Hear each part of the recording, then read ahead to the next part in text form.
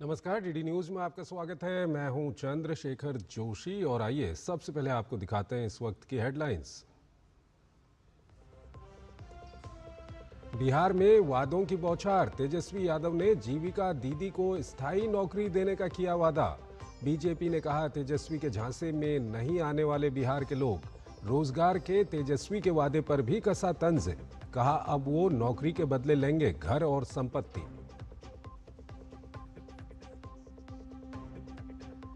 बिहार में अब भी नहीं सुलझा महागठबंधन में सीट बंटवारे का पेच। तकरार खत्म करने के लिए लालू यादव तेजस्वी से मिले कांग्रेस नेता अशोक गहलोत और अल्लावरू। गहलोत ने कहा कुछ सीटों पर फ्रेंडली फाइट। बीजेपी ने पूछा चुनाव में क्या होती है फ्रेंडली फाइट।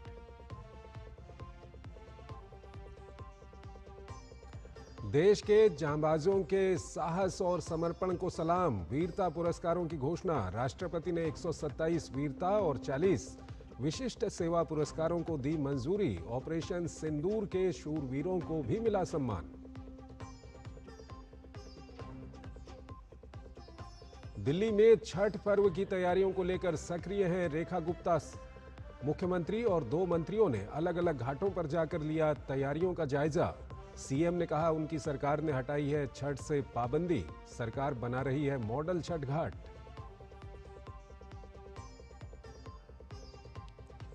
केंद्र ने डीप फेक और एआई जनरेटेड कंटेंट से होने वाले नुकसान को रोकने के लिए आईटी नियमों में बदलाव का मसौदा किया जारी। सोशल मीडिया प्लेटफॉर्म्स को एआई या सिंथेटिक कंटेंट पर अब लगाना होगा लेबल।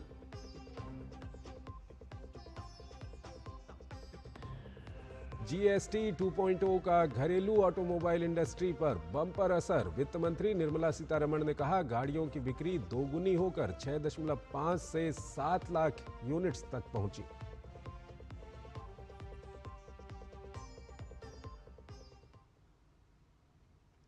और आइए अब शुरुआत करते हैं बिहार के चुनावी रण से, जहां सियासत भी गर्म है और बयानबाजी भी तेज है। तो बिहार के सियासी मौसम में अब वादों की बरसात हो रही है। नामांकन खत्म हो गया है, अब घोषणाओं का दौर तेज हो गया है। तेजस्वी यादव ने बड़े ऐलान किए हैं, जीविका दीदियों को स्थायी करने से लेकर हर घर में सरकारी नौकरी तक। लेकिन बीजेपी ने इन वादों को हवा हवाई बताया। कहा आंकड़ों का कोई हिसाब नहीं है, फंड का पता नहीं, इनका इतिहास भी दागदार है और ये इनके वादे नहीं, सफेद झूठ है। बिहार की चुनावी बहार, वादों की लगी भरमार। तेजस्वी का जीविका दीदी पर ऐलान, बीजेपी के पलटवार से बढ़ा घमासान। बिहार के सियासी घमासान में नामांकन का काम खत्म होते ही चुनावी वादों की बौछार शुरू हो गई है। तेजस्वी यादव ने बुधवार को बड़ा चुनावी वादा करते हुए कहा कि अगर महागठबंधन की सरकार बिहार की सत्ता में आती है तो जीविका दीदियों को बड़ा तोहफा दिया जाएगा। तेजस्वी ने कहा कि बिहार में महागठबंधन की सरकार बनी तो सभी जीविका दीदियों को स्थायी किया जाएगा और वेतन 30,000 किया जाएगा। हालांकि बीजेपी ने तेजस्वी के दावों पर करारा पलटवार किया है। जितनी जीविका सीएम दीदियां हैं यानी कम्युनिटी मोबिलाइजर्स हैं, उन सभी सीएम दीदियों को स्थायी कर उन्हें सरकारी कर्मचारी का दर्जा देकर उनके वेतन को 30,000 प्रति माह हम लोग करेंगे।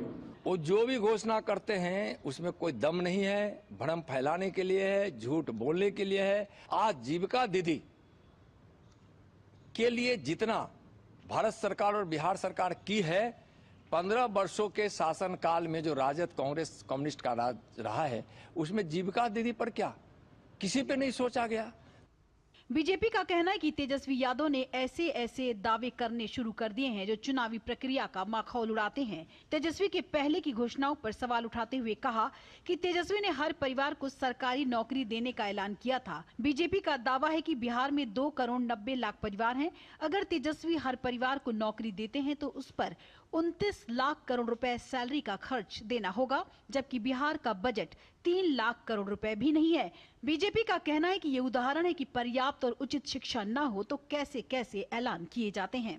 तो मुझे लगता है महागठबंधन के सहयोगियों को पूरा संकेत है कि आने वाले समय में कांग्रेस की कारगुजारियां क्या हो सकती हैं।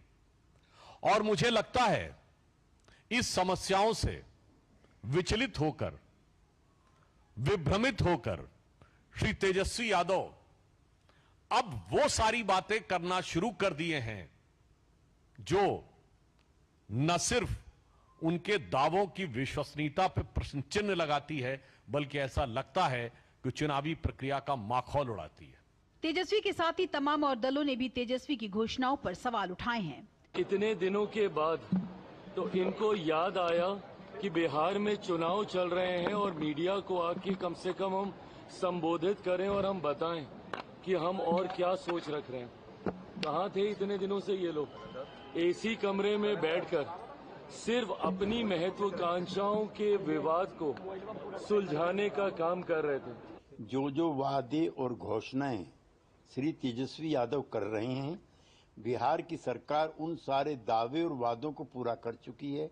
चाहे महिला आरक्षण हो, चाहे वुमेन एम्पावरमेंट हो, चाहे जीविका हो या कोई शिक्षा का हो। जाहिर सी बात है, बिहार में चुनावी मौसम में वादों की भरमार रहेगी, लेकिन देखना यह होगा कि कौन सा दल वादों के साथ ही उसे पूरा करने के संसाधनों के बारे में भी जानकारी देता है। फिलहाल दौर वादों का है, देखना होगा कि जनता किसके वादों पर भरोसा करती है। Bureau report, DD news. Bihar के चुनावी समर में महागठबंधन में अब भी सीटों पर सस्पेंस बना हुआ है। गठबंधन दल करीब 1 दर्जन सीटों पर एक दूसरे के आमने सामने है। इस बीच स्थितियों को संभालने के लिए कांग्रेस ने अशोक गहलोत को पटना भेजा। मीटिंगों का दौर लगातार जारी है, सिर फुटबॉल भी कम नहीं हुई है, लेकिन कल की प्रेस कॉन्फ्रेंस का इंतजार है। इस बीच सब कुछ पहले ही सेट कर चुके एनडीए दलों का चुनाव प्रचार तेजी पर है। बिहार की सियासत इस वक्त उबाल पर है। चुनाव में अब बस चंद दिन ही बाकी है, लेकिन महागठबंधन की गुत्थी सुलझने का नाम ही नहीं ले रही। सीट शेयरिंग पर अब भी घमासान जारी है। करीब 1 दर्जन सीटों पर फ्रेंडली फाइट यानी दोस्ताना जंग की नौबत तक आ गई है। इन सीटों पर तालमेल बिठाने के लिए महागठबंधन के नेता लगातार माथापच्ची कर रहे हैं। इसी बीच कांग्रेस ने अपने दिग्गज नेता अशोक गहलोत को पटना भेजा, जहां गहलोत ने तेजस्वी यादव से मुलाकात की और इसके बाद सियासी तापमान को ठंडा करने की कोशिश की। वहीं तेजस्वी यादव ने महागठबंधन की सीटों के बंटवारे को लेकर कल तक इंतजार करने की बात कही।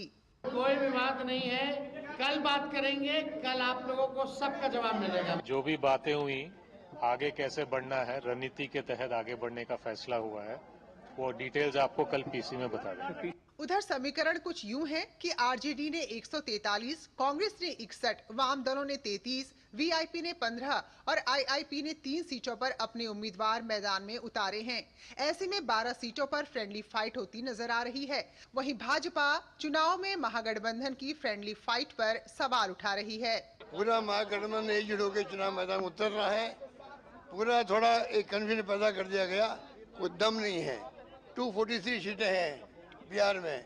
अब 243 सीटों में 5-10 सीटों में तो लोकल इश्यू भी होते हैं, कैंडिडेट के परसेप्शन भी होता है और फ्रेंडली फाइट हो सकती है।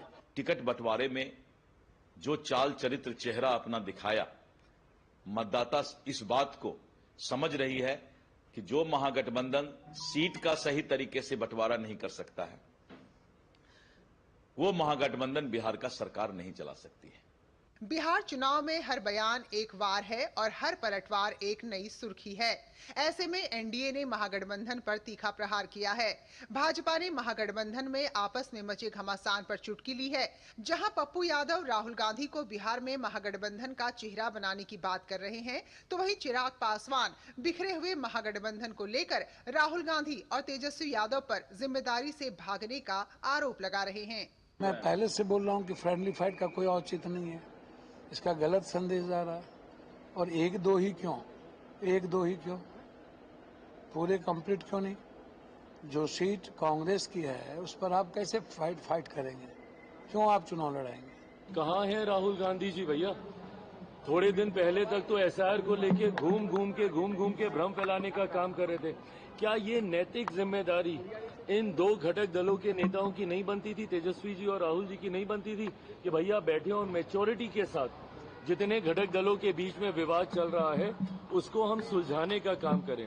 अब सबकी निगाहें उस प्रेस कॉन्फ्रेंस पर टिकी हैं जहां महागठबंधन अपनी एकजुटता का ऐलान करेगा और ये साबित करने का प्रयास करेगा कि फ्रेंडली फाइट के बावजूद गठबंधन में सब कुछ ठीक है।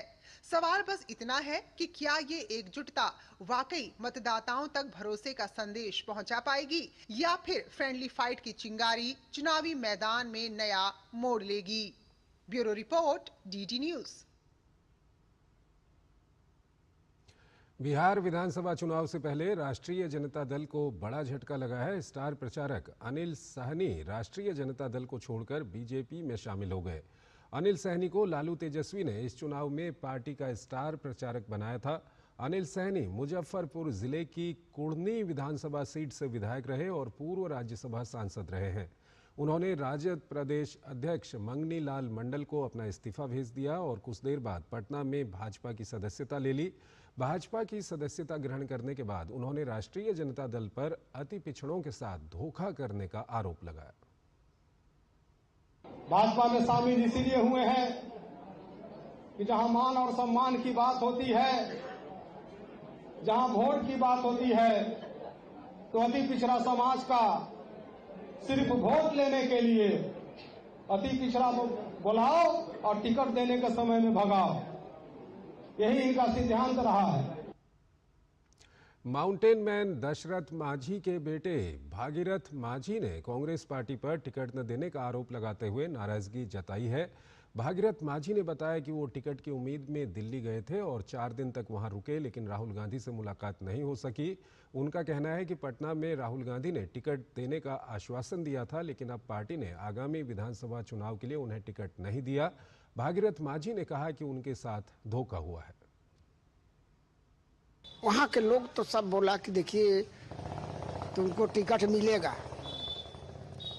अब 4 दिन हम रह करके वहाँ रहा, अब जब तो टिकट सभी लोग के बांट दिया तो हम बेअसरा से हम फिर लौट के चले आए। धोखा तो बहुत भारी हो गया है, अब क्या कहे बोलिए। राहुल गांधी खाली तनी सा भेंट हो जाते हैं हमको। राहुल गांधी हम गया ना तो यहाँ दिल्ली में नहीं था, चला गया दूसरा जगह। हाँ, वही से नहीं भेंट हुआ। केंद्र सरकार ने सैन्य पुरस्कारों की घोषणा कर दी है। इस सूची में ऑपरेशन सिंदूर में भाग लेने वाले जांबाजों के नाम भी शामिल हैं, जिन्होंने अपने शौर्य से देश को गौरवान्वित किया। अधिसूचना में बताया गया है कि राष्ट्रपति द्रौपदी मुर्मू ने सशस्त्र बलों और केंद्रीय सशस्त्र पुलिस बलों के कर्मियों के लिए 127 वीरता पुरस्कार और 40 विशिष्ट सेवा पुरस्कारों को मंजूरी दी है। पुरस्कार विजेताओं में कर्नल कोशांग लांबा का नाम भी शामिल है। लांबा को ऑपरेशन के दौरान विशिष्ट कार्य के लिए वीर चक्र से सम्मानित किया गया है। देश के एक अन्य जांबाज लेफ्टिनेंट कर्नल सुशील बिष्ट को आतंकवादी विरोधी अभियान में सराहनीय कार्य के लिए वीर चक्र से सम्मानित किया गया है। सुशील बिष्ट ने ऑपरेशन के दौरान आतंकवादी शिविरों को पूरी तरह से नष्ट करके अपनी यूनिट को शानदार सफलता दिलाई थी।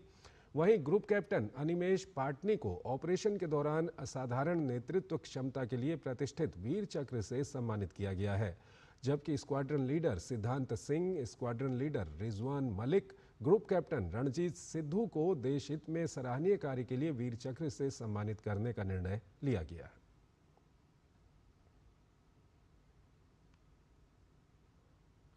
त्योहारों की रौनक के बीच यात्रियों को उनके गंतव्य तक सुखद और सुगम तरीके से पहुंचाने के लिए रेलवे ने कमर कस ली है। छठ महापर्व को देखते हुए रेलवे 7,800 और विशेष ट्रेनों का परिचालन कर रहा है। विशेष ट्रेनों के कुल 12,000 फेरे लगाए जाएंगे। वहीं भीड़ की निगरानी के लिए विशेष तंत्र बनाया गया है। इसके लिए 80 से अधिक वॉर रूम सक्रिय हैं। त्योहारों की रौनक तेजी से बढ़ रही है और इसके साथ ही रेलवे स्टेशनों पर यात्रियों की भीड़ भी लगातार बढ़ रही है। इस भारी भीड़ को देखते हुए रेलवे ने अब त्योहारी सीजन में सफर को सुगम और सुरक्षित बनाने की पूरी तैयारी कर ली है। विशेष ट्रेनों का संचालन रिकॉर्ड स्तर पर है। पिछले 20 दिनों में 4,211 विशेष ट्रेनें चलाई जा चुकी हैं, जिनसे 1 करोड़ से ज्यादा लोगों ने यात्रा की है। भीड़ को नियंत्रित करने और सभी को सुविधा देने के लिए अब रेलवे 7,800 और विशेष ट्रेनें चलाने की योजना बना रहा है। इस समय प्रतिदिन करीब 4.25 लाख लोग ट्रेनों से सफर कर रहे हैं। त्योहारों में बढ़ती भीड़ की निगरानी के लिए रेलवे ने 80 से अधिक वॉर रूम सक्रिय किए हैं, जो रेल भवन, जोन और डिवीजनों में लगातार मॉनिटरिंग कर रहे हैं। हर स्टेशन पर नियंत्रण कक्ष स्थापित किए गए हैं, जो भीड़, ट्रेन संचालन और सुरक्षा पर पल पल नजर रख रहे हैं। अतिरिक्त टिकट काउंटर और MUTS मशीनें लगाई गई हैं। स्टेशनों पर पीने के साफ पानी, वॉशरूम और समर्पित होल्डिंग एरिया की व्यवस्था की गई है। सुरक्षा के लिए RPF और रेलवे स्टाफ की भी तैनाती बढ़ा दी गई है। छठ पर्व पर यात्रियों की सुविधा और सुरक्षा के लिए रेलवे पूरी तरह मुस्तैद है। नई दिल्ली स्टेशन पर रेल सेवक MUTS यानी कि mobile unreserved ticketing service machine के जरिए यात्रियों को तुरंत टिकट दिया जा रहा है। मोबाइल के माध्यम से इनके पास एक देखें आप, ये मशीन भी है जिसके माध्यम से एक तरह से ट्रांसपॉन्डर है और ये टिकट प्रिंटिंग मशीन है, ये मोबाइल से कनेक्टेड है तो ब्लूटूथ के माध्यम से। तो इसके इन दोनों के प्रयोग से, मोबाइल और इस गैजेट के प्रयोग से तुरंत अनरिजर्व टिकट बुक किया जाता है और यात्रियों को दिया जाता है। छठ पूजा पर बिहार जाने वाले यात्रियों के लिए नई दिल्ली रेलवे स्टेशन पर फर्स्ट एड मेडिकल बूथ की भी सुविधा उपलब्ध है। यहाँ डॉक्टर मौजूद हैं और किसी भी यात्री की तबीयत खराब होने पर तुरंत प्राथमिक इलाज किया जा रहा है। रिस्पांस बहुत अच्छा है और हम लोग तो ये चाहते हैं कि सभी स्वस्थ आएं। जो लोग इमरजेंसी में चोट लग के आ रही है उनकी हम ड्रेसिंग कर रहे हैं और जिनको उल्टी दस्त लग रही है हम उनको ORS का घोल और उनको दवाई दे रहे हैं और इमरजेंसी में तुरंत अटेंड किया जाता है। दूसरा, कोई बेहोश होता है या अनकॉन्शियस होता है तो उसको एम्बुलेंस के साथ तुरंत शिफ्ट कर दिया जाता है LNJP हॉस्पिटल, लेडी हार्डिंग और हमारे सेंट्रल हॉस्पिटल में भी हम भेज देते हैं। दिवाली और छठ के अवसर पर रेलवे ने यात्रियों की सुविधा और सुरक्षा को सर्वोच्च प्राथमिकता दी है। 7,800 नई विशेष ट्रेनें, 80 से अधिक वॉर रूम, अतिरिक्त टिकट काउंटर और रियल टाइम निगरानी के साथ रेलवे ने ये सुनिश्चित किया है कि हर यात्री का सफर सुरक्षित, सहज और आरामदायक रहे। रेल मंत्री ने खुद मैदान संभाला है। मंगलवार को रेल मंत्री ने नई दिल्ली रेलवे स्टेशन का दौरा किया, जहां उन्होंने platform, RPF control room, medical unit और यात्री सुविधा केंद्र का जमीनी स्तर पर निरीक्षण किया। रेल मंत्री ने यात्रियों से सीधे बातचीत की और उनसे तैयारियों पर फीडबैक भी लिया। रेल मंत्री का जमीनी निरीक्षण और तैयारियों का आकलन इस बात का सबूत है कि रेलवे सिर्फ ट्रेनों का संचालन ही नहीं, बल्कि यात्रियों की सुविधा और सुरक्षा में भी पूरी तरह गंभीर है। निशांत राय के साथ राजेश राज की रिपोर्ट, DD न्यूज, दिल्ली। त्योहारों के सीजन में रेलवे लोगों को सकुशल उनके घर तक पहुंचाने की तमाम व्यवस्थाओं में जुटा है, लेकिन सोशल मीडिया में अव्यवस्था की बात करते हुए कई वीडियो साझा किए जा रहे हैं। ऐसे ही एक वीडियो को फैक्ट चेक में गलत पाया गया है। दरअसल इस वीडियो में दावा किया जा रहा था कि रेलवे के AC कोच के भी काफ़ी बुरे हालात हैं, लेकिन रेल मंत्रालय की जांच में सामने आया है कि ये वीडियो पुराना और वर्तमान घटनाओं से संबंधित नहीं है। मंत्रालय ने ऐसी भ्रामक सामग्री पर विश्वास करने या उसे फॉरवर्ड करने से बचने की सलाह दी है।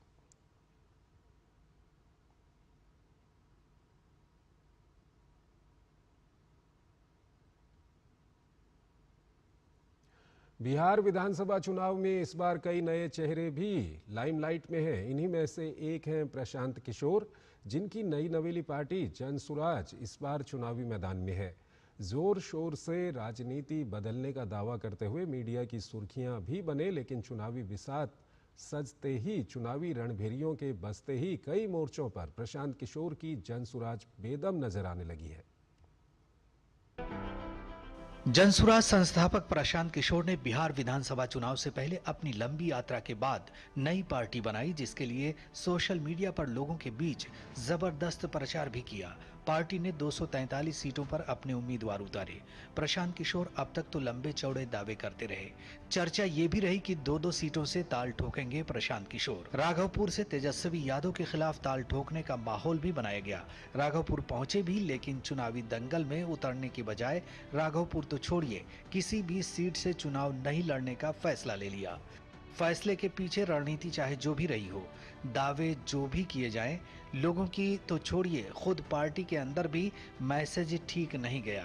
लिहाजा प्रशांत किशोर के चुनाव नहीं लड़ने के फैसले से नाराज पार्टी के कई प्रत्याशियों ने अपना नामांकन भी वापस ले लिया है। कई तो भाजपा में शामिल होने की तैयारी कर रहे हैं। मुलम्मा उतरता देख प्रशांत किशोर इसे भी NDA की ही साजिश करार दे रहे हैं। बिहार के सुधार के लिए, बिहार की समृद्धि के लिए आज चुनाव प्रचार का अंतिम दौर शुरू हो रहा है। अब हम लोग निकले हैं और अभी से लेकर वोट तक 11 तारीख तक बिहार के अलग अलग जगहों पर जाकर जो पिछले 3 साल में बात बताई है उसको फिर से लोगों को याद दिलाएंगे कि उसके हिसाब से वोट दीजिए।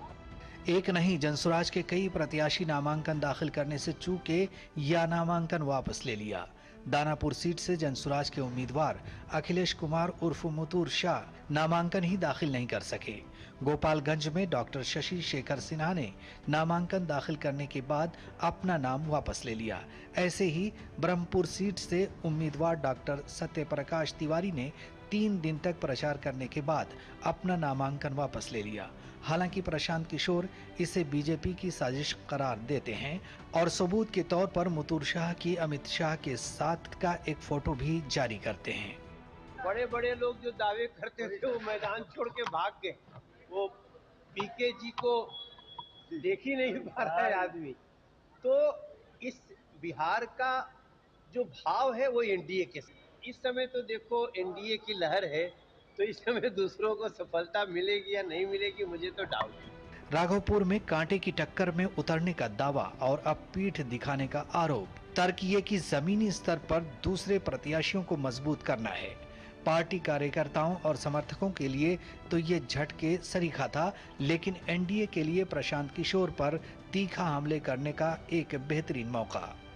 प्रशांत किशोर का बुलबुला चुनाव से पहले ही निकल गया। इनकी सारी हेकरी निकल गई और उन्होंने स्वीकार कर लिया कि चुनाव नहीं लड़ेंगे, इनमें चुनाव लड़ने का दम नहीं है। ये सिर्फ बिहार में लोगों को भटकाने, अफवाह फैलाने, भ्रम फैलाने और लोगों को ब्लैकमेल करने के लिए आए थे। अब असफल होते देख अब ये बिहार से बड़ी बोड़ियां बिस्तर बांधने की तैयारी में है। चुनाव शुरू होने से पहले ही, चुनाव का माहौल चढ़ने से पहले ही प्रशांत किशोर का माहौल बिहार में समाप्त हो गया। इस बात को भली भांति वो जान रहे हैं, समझ रहे हैं। अब प्रशांत किशोर के पास फिलहाल तो अपने हर नुकसान के लिए एनडीए और महागठबंधन को जिम्मेदार ठहराने के अलावा शायद ही कोई तर्क बचा है। जानकारों की माने तो उम्मीदवारों के चयन ने भी पार्टी की डायनेमिक्स को जबरदस्त नुकसान पहुंचाया है। अंदर खाने जनसुराज पर टिकट बिक्री का आरोप भी उनके साफ सुथरे राजनीतिक मॉडल देने के दावे की पोल खोलता नजर आ रहा है। जाहिर है कि जब तक प्रशांत किशोर इन आशंकाओं को खारिज करने के लिए कोई ठोस तर्क तथ्यों के साथ लेकर नहीं आते, तब तक तो उनके जनसुराज के इस मॉडल को शायद बिहार की चुनावी बिसात में बीरबल की खिचड़ी के रूप में ही देखे जाने की आशंका ज्यादा है। पटना से डीडी न्यूज के लिए मधुरेश नारायण की रिपोर्ट। इस बार दिल्ली सरकार ने लोक आस्था के महापर्व छठ को ऐतिहासिक और भव्य बनाने के लिए बड़े स्तर पर इंतजाम किए हैं। इस बार न सिर्फ घाटों को सजाया जाएगा बल्कि सांस्कृतिक कार्यक्रमों और सुविधाओं के जरिए इसे एक यादगार पर्व भी बनाया जाएगा। मुख्यमंत्री रेखा गुप्ता ने खुद तैयारियों की समीक्षा की और यमुना पर छठ पूजा के आयोजन से जुड़ा बड़ा ऐलान भी किया है। ये रिपोर्ट देखिए। भक्ति और आस्था का महापर्व छठ बिहार से लेकर दिल्ली तक इस पर्व की धूम रहती है। सूर्य को अर्घ्य, आस्था का सागर और तैयारी में जुटी है दिल्ली सरकार। छठ पूजा सिर्फ एक पर्व नहीं, सूर्य से जुड़ी एक गहरी आस्था की परंपरा है और दिल्ली सरकार छठ महापर्व को भव्य बनाने की तैयारी कर रही है। मुख्यमंत्री के साथ ही तमाम मंत्री इस काम में लग गए हैं। मुख्यमंत्री रेखा गुप्ता ने छठ की तैयारियों को लेकर बड़ी घोषणाएं की। आप सबको मालूम है, वर्षों से यमुना जी पे छठ की पूजा सरकार द्वारा बंद कर दी गई थी। सरकार स्वयं से उस पूजा को नहीं कर रही थी, जिसे इस बार हमारी सरकार आने के बाद उस प्रतिबंध को हमने हटाया। यमुना नदी के किनारे 17 मॉडल छठ घाट बनाए जा रहे हैं। सभी जिलों और उप जिलों में कम से कम एक मॉडल छठ घाट तैयार किए जा रहे हैं। घाटों पर छठ व्रतियों के लिए हर सुविधा उपलब्ध होगी। टेंट, बिजली, शौचालय, पेयजल, सफाई की पूरी व्यवस्था होगी। 200 से अधिक सांस्कृतिक कार्यक्रम का आयोजन भी होगा। इसके बाद मुख्यमंत्री ने प्रेमबाड़ी पुल से लेकर मुनक नहर तक आगामी छठ पर्व को लेकर चल रही तैयारियों की समीक्षा की। इस दौरान उन्होंने बताया कि दिल्ली में छठ महापर्व के चलते स्वच्छता अभियान चलाया जाएगा। दिल्ली सरकार इस बार छठ पर्व को पहले से कहीं ज्यादा भव्य, सुरक्षित और व्यवस्थित आयोजित करने के लिए पूरी प्रतिबद्धता के साथ कार्य कर रही है। आप यहां देख सकते हैं दिल्ली में यमुना नदी का जो जल है किस तरह से पहले से कहीं ज्यादा स्वच्छ और निर्मल हो गया है और झाग या अन्य प्रकार के प्रदूषण भी कोई समस्या नहीं दिखाई दे रही। घाटों की सफाई और समतलीकरण के लिए जेसीबी मशीनों द्वारा लगातार कार्य किया जा रहा है। दिल्ली के पर्यावरण मंत्री मनजिंदर सिंह सिरसा ने ITO स्थित छठ घाट का दौरा किया और उन्होंने यहाँ पर श्रमदान भी किया। ये छठ पूजा उतनी ही भव्य होगी जितनी भव्य इस बार दीपावली थी। ये छठ पूजा की खूबसूरती ये होगी कि जैसे 27 साल बाद भाजपा की सरकार आई है तो पता चलना चाहिए कि 27 साल बाद उतनी ही भव्य छठ पूजा हो रही है। दिल्ली सरकार के मंत्री कपिल मिश्रा ने भी छठ पूजा की तैयारियों के संबंध में यमुना घाट पहुंचकर निरीक्षण किया। छठ पूजा करने वालों पर दर्ज केस वापस लेने का भी उन्होंने ऐलान किया। जो लोग ये चाहते थे कि छठ की पूजा यमुना तट पर हो, उनके ऊपर मुकदमे दर्ज कराने का पाप केजरीवाल ने किया था। आज मुख्यमंत्री महोदया ने एक ऐतिहासिक निर्णय लिया है कि ऐसे सभी मुकदमे जो छठ व्रतधारियों पर, छठ पूजा करने वालों पर किए गए थे, वो सभी मुकदमे दिल्ली सरकार विड्रॉ करेगी। सरकार की ये तैयारियां साफ दिखा रही हैं कि इस बार राजधानी में छठ पर्व पहले से कहीं ज्यादा भव्य होगा, जो नई उमंग, नए जोश के साथ मनाया जाएगा। गिरीश निशाना के साथ bureau report, DD news.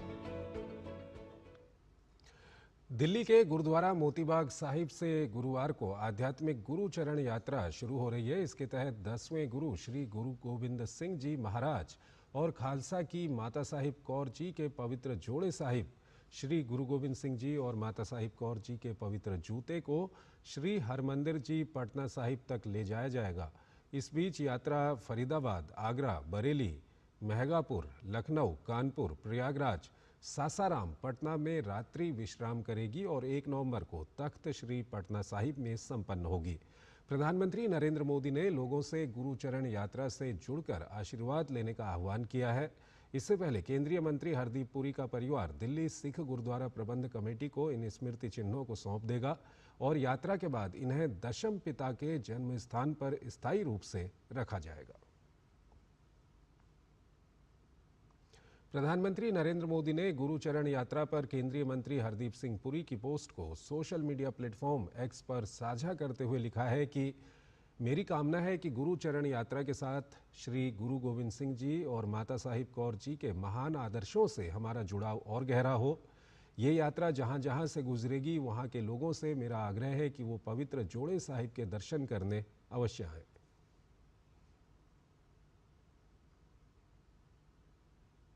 Bihar के बाद अब महाराष्ट्र की सियासत में भी इंडी ब्लॉक की कलह खुलकर सामने आ गई है। मुंबई में BMC चुनाव से पहले कांग्रेस और उद्धव ठाकरे की पार्टी के बीच मतभेद गहराते जा रहे हैं। कांग्रेस ने साफ ऐलान किया है कि वो BMC चुनाव अकेले लड़ेगी और उद्धव ठाकरे या राज ठाकरे से गठबंधन नहीं करेगी। ये रिपोर्ट देखिए। बिहार के बाद महाराष्ट्र में इंडी ब्लॉक में कलह जारी है। राज्य में महाविकास अघाड़ी की कलह आखिरकार सतह पर आ गई है। खबर है कि उद्धव और राज ठाकरे की करीबी कांग्रेस को पच नहीं रही है। कांग्रेस ने ऐलान कर दिया है कि वो आगामी BMC का चुनाव अकेले लड़ेगी और उद्धव ठाकरे की पार्टी के साथ गठबंधन में शामिल नहीं होगी। कांग्रेस नेता और पूर्व मुंबई अध्यक्ष भाई जगताप ने कहा कि कांग्रेस राज ठाकरे से हाथ नहीं मिलाएगी और उद्धव ठाकरे के साथ गठबंधन में भी चुनाव नहीं लड़ेगी। कांग्रेस की नाराजगी का एक बड़ा कारण राज ठाकरे और उद्धव ठाकरे की बढ़ती नजदीकी भी माना जा रहा है। हालांकि शिवसेना उद्धव गुट के प्रवक्ता आनंद दुबे ने कहा कि भाई जगताप मुंबई कांग्रेस के नेता हैं और वो सारी चीजें तय नहीं कर सकते। उन्होंने कहा शायद उनको ये नहीं पता है कि शिवसेना ने अकेले 25 साल BMC पर राज किया है। शेर अकेला ही काफी है, हमें किसी की जरूरत नहीं है। वहीं कांग्रेस के कुछ नेता फैसला आला कमान पर छोड़ने की बात कर रहे हैं। कोरोना के जिस संकट काल में आदरणीय उद्धव ठाकरे साहब ने काम किया उस सबने देखा है। अब आप एक बात बताइए, हम हमेशा कहते रहे हैं कि आज 4 साल से स्थानीय निकाय के चुनाव नहीं हुए, अब हम कह रहे हैं कि इसको अगर और 6 महीना आप नहीं करेंगे तो कौन सा पहाड़ टूट पड़ेगा। अरे 4 साल, 4.5 साल, लेकिन अब ये डरे हुए हैं। हमारी पार्टी जो है वो पक्ष के ज्येष्ठ नेता आदरणीय मल्लिकार्जुन खड़गे साहब, आदरणीय नेता सोनिया गांधी और आदरणीय नेता राहुल गांधी जी के जो है उनके पास जाने के बाद जो निर्णय हमारे पक्ष श्रेष्ठता देंगे, जो निर्णय हमारी पार्टी लेगी, उस पार्टी जो निर्णय लेगी उसके ऊपर हम आने वाले दिनों में जो है वो निर्णय लेके काम करेंगे। अगर पार्टी निर्णय लेती है अलायंस का तो हम अलायंस में जाएंगे, पार्टी सोचती है कि हमें जो है वो अकेले जाना है तो हम अकेले जाने का काम करेंगे। वहीं बीएमसी चुनाव से पहले वोटर लिस्ट के मुद्दे पर भी सियासत गरमाई हुई है। राज ठाकरे ने निर्वाचन आयोग को चुनौती दी कि जब तक मतदाता सूची पूरी तरह से ठीक नहीं होती तब तक चुनाव नहीं कराए जाने चाहिए। बीजेपी ने इस मामले में अघाड़ी पर निशाना साधा है और कहा है कि महाविकास अघाड़ी डर की वजह से तमाम बहाने बना रही है।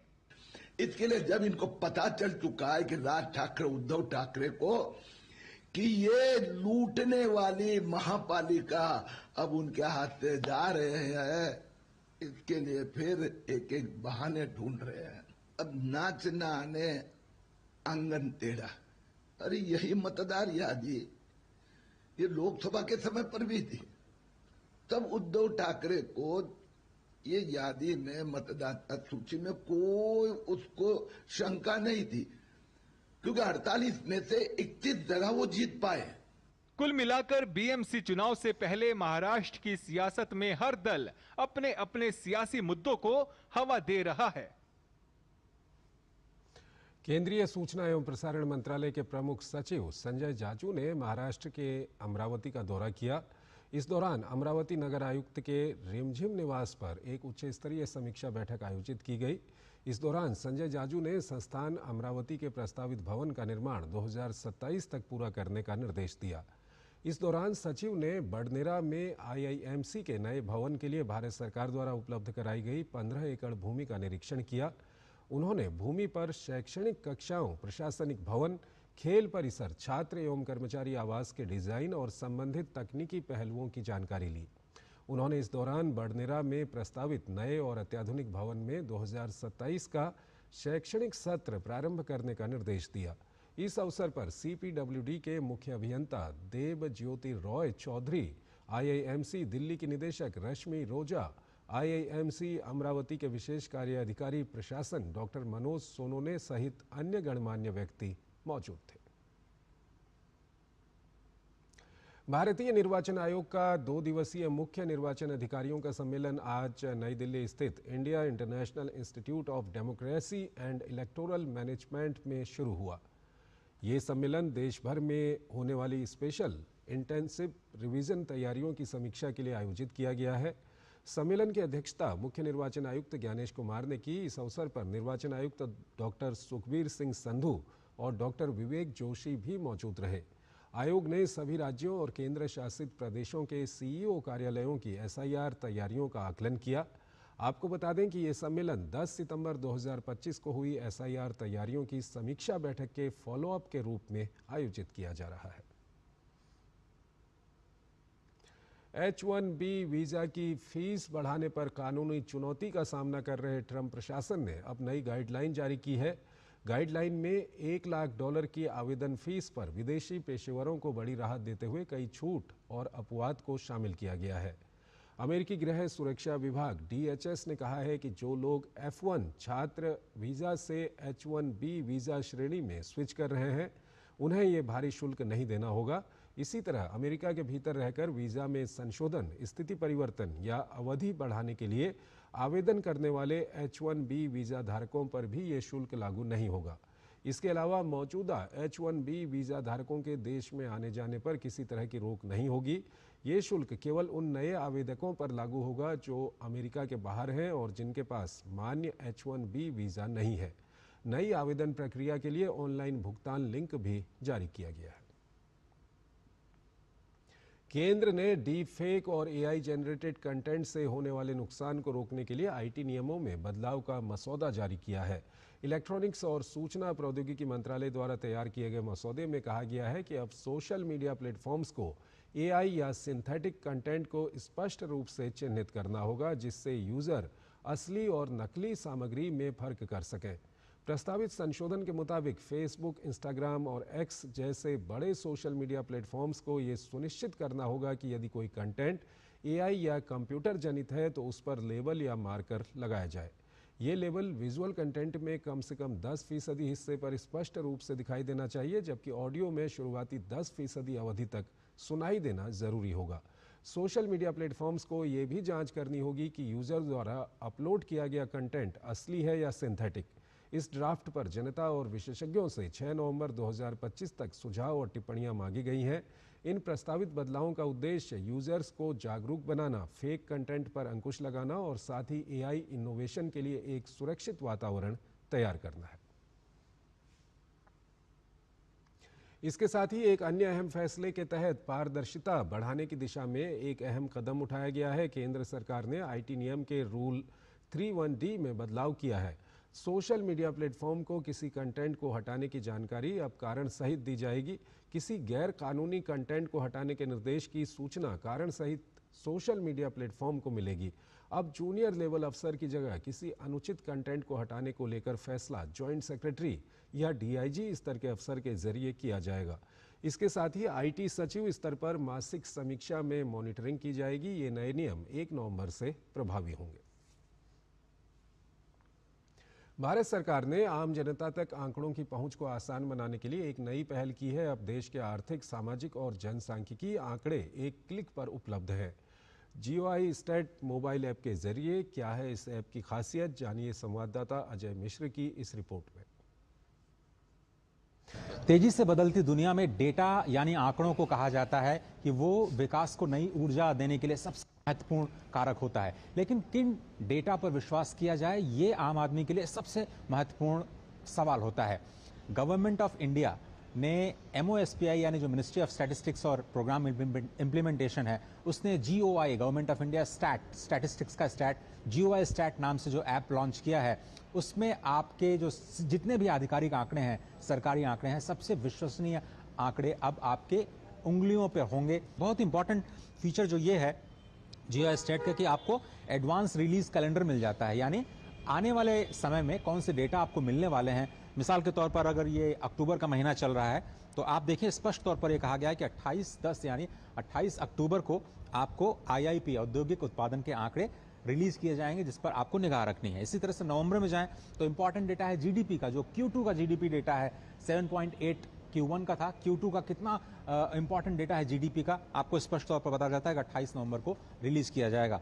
GOI स्टैट का सबसे इंटरेस्टिंग सेक्शन है इन्फोग्राफिक्स। आराम से आप बहुत सारे आंकड़ों को आसानी से इन्फोग्राफिक्स के जरिए पता लगा सकते हैं। जैसे पूरे देश में जो मोबाइल सब्सक्रिप्शन है उसकी संख्या किस तरह से आगे बढ़ी है, आपको स्पष्ट तौर पर पता चल जाएगा। तो ये एक कोशिश है डेटा फॉर गवर्नेंस, क्योंकि प्रधानमंत्री नरेंद्र मोदी ने स्पष्ट तौर पर यह कहा कि अगर हमें विकसित देश बनाना है भारत को, तो विश्वसनीय डेटा होना चाहिए और डेटा का इस्तेमाल देश के विकास के कार्यों में होना चाहिए और आम आदमी की पहुंच में होना चाहिए।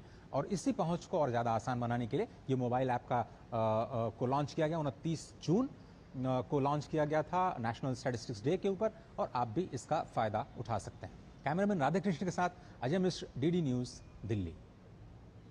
GST 2.0 का घरेलू ऑटोमोबाइल इंडस्ट्री पर बम्पर असर पड़ा है। केंद्रीय वित्त मंत्री निर्मला सीतारमण ने कहा है कि 22 सितंबर से लागू हुए GST सुधारों से घरेलू ऑटोमोबाइल इंडस्ट्री को काफ़ी फायदा हुआ है और गाड़ियों की बिक्री दोगुनी होकर 6.5 से 7 लाख यूनिट्स तक पहुंच गई है।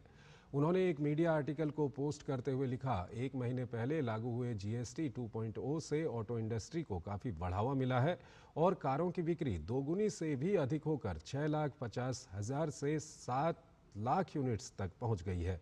वित्त मंत्री ने कहा कि दीपावली की खरीदारी के दौरान ई-कॉमर्स और क्विक कॉमर्स प्लेटफॉर्मों पर भी मांग में तेज वृद्धि दर्ज की गई। इसमें प्रीमियम उत्पादों और इंस्टेंट डिलीवरी सर्विसेज ने ग्रोथ को बढ़ाने का काम किया। त्योहारी खर्च बड़े शहरों से आगे छोटे शहरों में भी दिखाई दिया।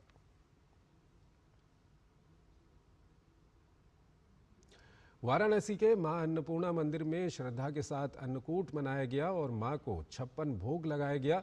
इसके लिए धनतेरस से ही परंपरा अनुसार मां की स्वर्ण प्रतिमा श्रद्धालुओं के दर्शन के लिए रख दी गई थी। अन्नकूट पर इनके दर्शन के लिए बड़ी संख्या में श्रद्धालु मंदिर पहुंचे और माता का दर्शन कर पुण्य लाभ कमाया। हमारा दर्शन भी हो गया है, मां अन्नपूर्णा का प्रसाद ग्रहण किए हैं और जो यहाँ का प्रसाद ग्रहण करता है साल भर उसको किसी चीज की कमी नहीं होती। हम भी आज अन्नपूर्णा माँ का दर्शन पाके बहुत सौभाग्यशाली है जो उनका दर्शन किया और उनका प्रसाद पाके धन्य हो गया। हमने दर्शन किया माँ की कृपा से और हम भंडारा भी खाए, बहुत अच्छा लगा। सौभाग्य था जो यहाँ पे आते हैं उनको दर्शन प्राप्त होता है। इस खास अवसर को लेकर श्रद्धालुओं के मन में क्या है, जानने के लिए डीडी न्यूज की टीम ने की अन्नपूर्णा मंदिर के महंत और श्रद्धालुओं से खास बातचीत। हमारे साथ बात करने के लिए अन्नपूर्णा मंदिर के महंत शंकर पुरी जी हैं। महाराज, कैसा रहा 5 दिन, कैसी व्यवस्था रही, चूंकि लाखों की संख्या में श्रद्धालु आते हैं? 5 दिवसीय त्योहार था इस बार और बड़े सकुशल तरीके से जो भी भक्त आए माता का आशीर्वाद प्राप्त किए लाखों की संख्या में और अपने गंतव्य को लोग जा रहे हैं। माता जी को 56 प्रकार के भोग अर्पित किए गए हैं। ये कितने की संख्या में श्रद्धालु आए 5 दिनों में और किस तरह से आप लोगों ने आशीर्वाद स्वरूप उनको, जैसे जो सिक्का या खजाना जो बोलते हैं, दिया? ऐसा है कि प्राचीन परंपरा है, देखा जाए तो 5 दिन में 7 से 8 लाख पब्लिक आई और जो भक्त हैं माता जी के वो आए, यहाँ दर्शन किए और यहाँ से खजाना लेके गए, माता जी का प्रसाद लेके गए। आशीर्वाद उनके साथ जुड़ा हुआ है, उनके परिवार के साथ जुड़ा है और एक माता जी का आशीर्वाद है उनके साथ समृद्धि के लिए। ये प्रतीक है, परंपरा है उसकी, जो मां अन्नपूर्णा ने बाबा विश्वनाथ को दान दिया था, उन्होंने मांगा था भिक्षा उनसे काशी के लोगों के लिए। ऐसी मान्यता है कि मां अन्नपूर्णा के आशीर्वाद से कोई भी रात में भूखा नहीं सोता है। Doctor Harikesh Bahadur Singh Gautam, DD news Varanasi. Bharat ने वैश्विक पर्यावरण संरक्षण में एक महत्वपूर्ण उपलब्धि हासिल की है। फूड एंड एग्रीकल्चर ऑर्गेनाइजेशन की ओर से बाली में जारी ग्लोबल फॉरेस्ट रिसोर्सेज असेसमेंट 2025 के अनुसार भारत अब कुल वन क्षेत्र के मामले में विश्व स्तर पर 9वें स्थान पर पहुंच गया है। पिछले मूल्यांकन में भारत 10वें स्थान पर था। देश ने वार्षिक वन क्षेत्र वृद्धि के मामले में भी दुनिया भर में अपना तीसरा स्थान बनाए रखा है, जो सतत वन प्रबंधन और पारिस्थितिक संतुलन के प्रति उसकी प्रतिबद्धता को दर्शाता है। केंद्रीय पर्यावरण, वन और जलवायु परिवर्तन मंत्री भूपेंद्र यादव ने इस उपलब्धि को सभी भारतीयों के लिए गर्व का क्षण बताते हुए कहा कि उपलब्धि मोदी सरकार की वन संरक्षण और संवर्धन के लिए योजनाओं और नीतियों व राज्य सरकारों की ओर से व्यापक स्तर पर वृक्षारोपण प्रयासों के फलस्वरूप प्राप्त हुई है। उन्होंने कहा कि प्रधानमंत्री के एक पेड़ मां के नाम के आह्वान और पर्यावरण चेतना पर उनके निरंतर जोर ने पूरे देश में लोगों को वृक्षारोपण और संरक्षण में सक्रिय रूप से भाग लेने के लिए प्रेरित किया है। रक्षा मंत्री राजनाथ सिंह ने लेफ्टिनेंट जनरल सेवानिवृत्त राज शुक्ला द्वारा लिखित पुस्तक civil military fusion as a metric of national power and comprehensive security के विमोचन के दौरान भारत की बढ़ती सैन्य ताकत और राजनीतिक स्थिरता पर जोर दिया। उन्होंने कहा कि ऑपरेशन सिंदूर में तीनों सेनाओं के एकीकरण ने पाकिस्तान को घुटनों पर ला दिया। अब युद्ध सिर्फ सीमाओं पर नहीं लड़े जाते, वे हाइब्रिड और असिमेट्रिकल स्वरूप ले चुके हैं और इनके थिएटर्स ऑफ कॉन्फ्लिक्ट जमीन से लेकर आउटर स्पेस तक फैले हुए हैं। और हमारी सरकार ने फ्यूचर रेडी और रोबस्ट आर्म फोर्सेज के निर्माण के लिए कई बोल्ड और डिसाइसिव रिफॉर्म्स भी किए हैं। ऑपरेशन सिंदूर के दौरान तीनों सेनाओं के बीच असाधारण ज्वाइंटनेस और इंटीग्रेशन को देखने को हम सबको मिला है। उस ज्वाइंटनेस और इंटीग्रेशन का परिणाम क्या हुआ, यह तो पूरी दुनिया ने देखा है। ऑपरेशन सिंदूर ने पाकिस्तान को चारों खाने चित्त करने का काम किया है और वह आज भी उस दर्द से वो बोल नहीं पाया है। यह पुस्तक लेफ्टिनेंट जनरल राज शुक्ला जी की सिविल मिलिट्री फ्यूजन की अवधारणा को आज की ग्लोबल जियोपॉलिटिक्स के परिप्रेक्ष्य में भी रखती है।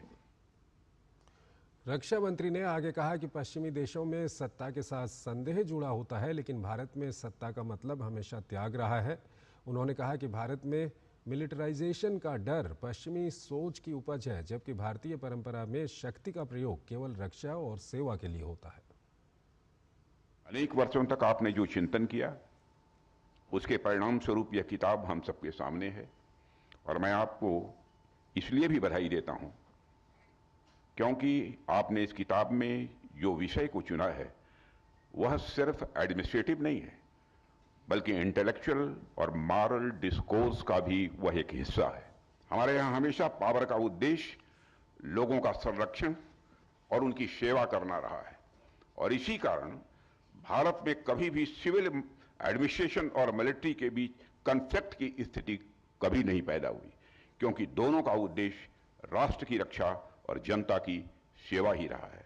वेस्ट में सत्ता के साथ सस्पिशन जुड़ा रहता है जबकि भारत में सत्ता के साथ सैक्रिफाइस जुड़ी हुई है।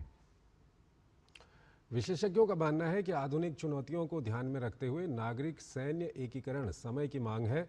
भारतीय सेना के सेवानिवृत्त लेफ्टिनेंट जनरल राज शुक्ला ने अपनी पुस्तक civil military fusion as a metric of national power and comprehensive security में इस मुद्दे को उठाया है। डीडी न्यूज संवाददाता विशाल बैरिस्टो ने लेफ्टिनेंट जनरल राज शुक्ला से विशेष बातचीत की। सिविल मिलिट्री फ्यूजन आज की ज़रूरत है और क्यों, उसके लिए किताब लिखी है जनरल राज शुक्ला ने। आइए हम उनसे बात करते हैं और जानते हैं। सर, आपने एक सीक्रेट सॉस की बात करी है जो बहुत ज़रूरी है। आपने चीन का उदाहरण दिया, आपने अमेरिका का उदाहरण दिया। आज हमारे देश के लिए इतना ज़रूरी हो गया है, ख़ास तौर से ऑपरेशन सिंदूर के बाद। तो आप देखिए, हमारे यहाँ भी एक कहावत है, सरस्वती, लक्ष्मी और दुर्गा का मिश्रण। इसका अर्थ क्या है कि सरस्वती, आपकी जो यूनिवर्सिटीज़ हों उसमें इतनी शानदार हों, उसमें जो शिक्षा का स्तर हो इतना ऊंचा हो। अगर हमारी जैसे नालंदा थी या Allahabad, at one time it was called the Oxford of the East, तो इस यूनिवर्सिटी सिस्टम से प्रतिभा निकलेगी और टेक्नोलॉजीज, तकनीकीकरण और टैलेंट और टेक्नोलॉजी मिलकर आपको लक्ष्मी देंगे। You will create wealth. और लक्ष्मी का कुछ हिस्सा आप दुर्गा पे लगाएं, इंस्ट्रूमेंट्स ऑफ पावर। तो एक्चुअली सरस्वती, लक्ष्मी का और दुर्गा का मिश्रण in modern parlance is civil military fusion. It goes beyond civil military. It means every talent, every attribute, हर चीज़ को आप राष्ट्रीय सुरक्षा की सेवा में लगाएं।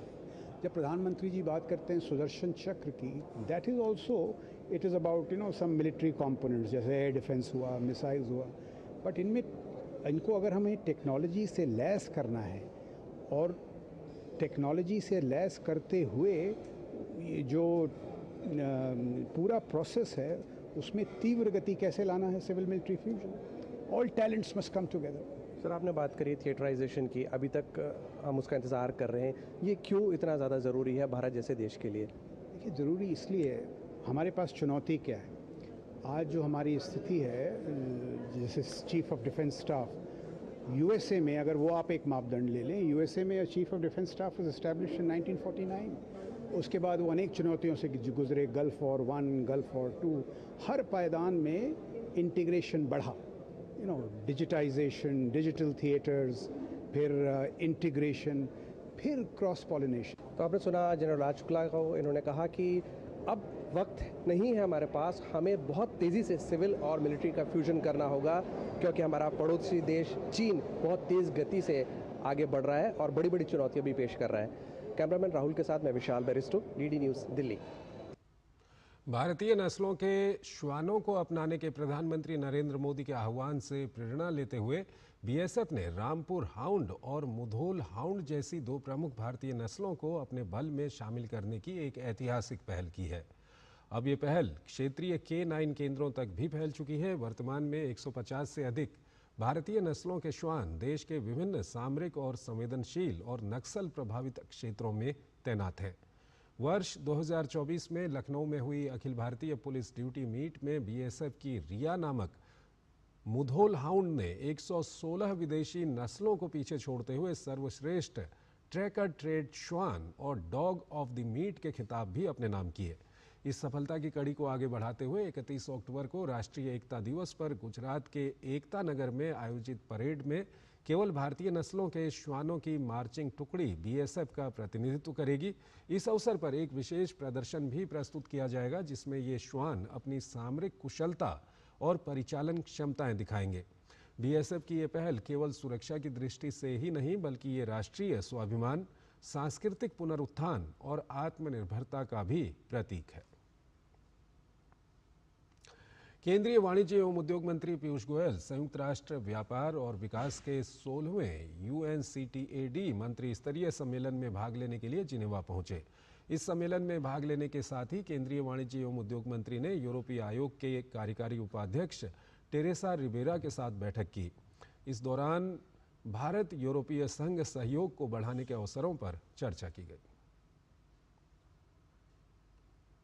तो इस बुलेटिन में फिलहाल इतना ही। आप बने रहिए DD न्यूज़ के साथ। नमस्कार।